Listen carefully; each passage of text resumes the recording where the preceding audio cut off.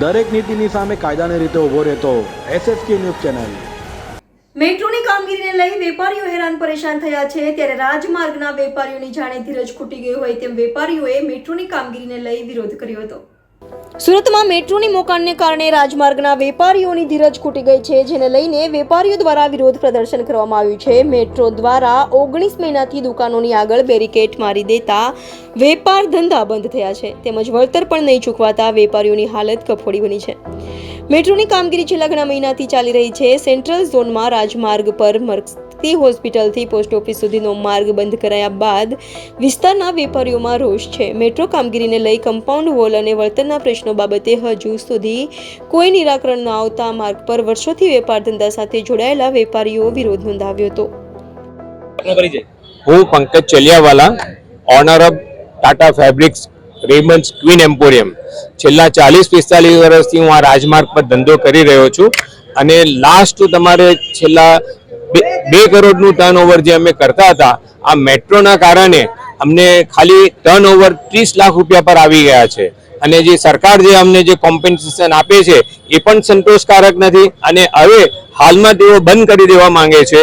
એટલે અમે આ એકદમ જાગૃત છે અને અમારે રોજીરોટી, અમારી પોતાની દુકાન ગુડવિલનો એક સવાલ આવીને ઊભો રહ્યો છે। અમે શું કરશું, અમારું ભવિષ્ય શું છે એ કંઈક દેખાતું નથી। બીજી વાત કે SMC એ ફક્ત 2 વર્ષની પરમિશન આપી હતી કે JR કુમાર સાથે 2 વર્ષના અંદર કામ પૂરું કરવાની બાહેધરી આપી હતી।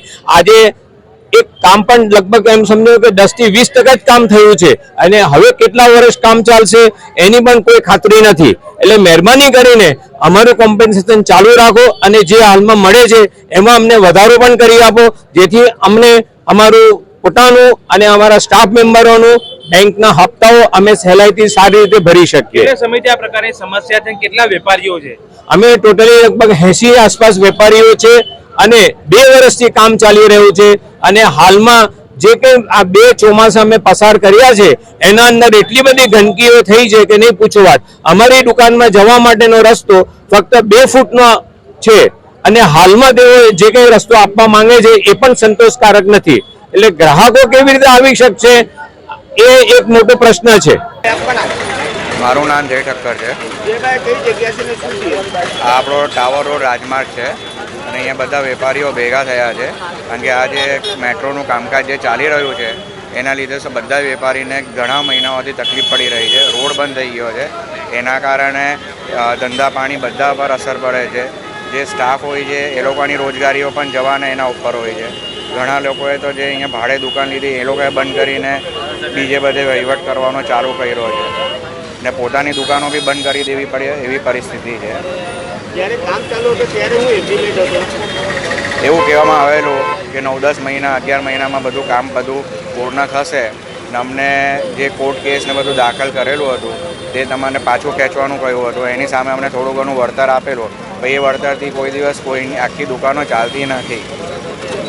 કેટલા મહિના તમને એગ્રીમેન્ટ આપેલું ને અત્યારે કેટલા મહિના થયા? હમણાં 19 મહિના સુધીનું બધું થયું છે। હવે આગળ એ લોકો કોઈ બરાબર જવાબ આપતા નથી એવી વાત છે। તમારી શું માંગ છે?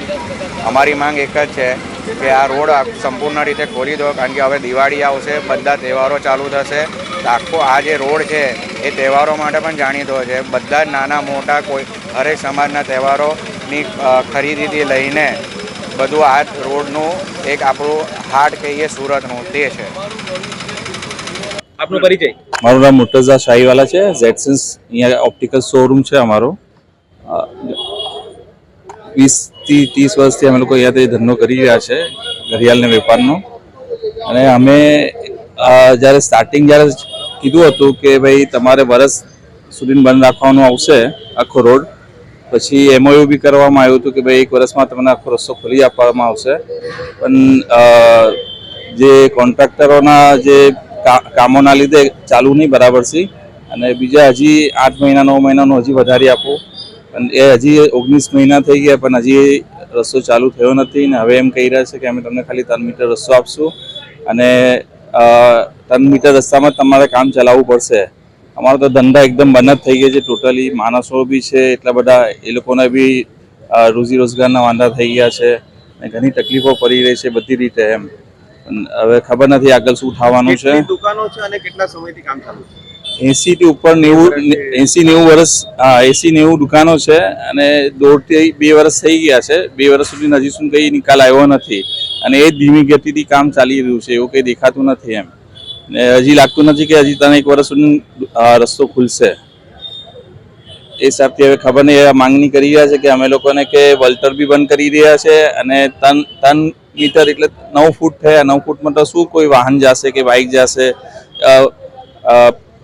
પ્રજાને બી એટલી તકલીફ પડવાની છે ને દુકાનદારોને બી એટલી તકલીફ પડવાની છે. દરેક નીતિની સામે કાયદાની રીતે ઊભો રહેતો SSK ન્યૂઝ ચેનલ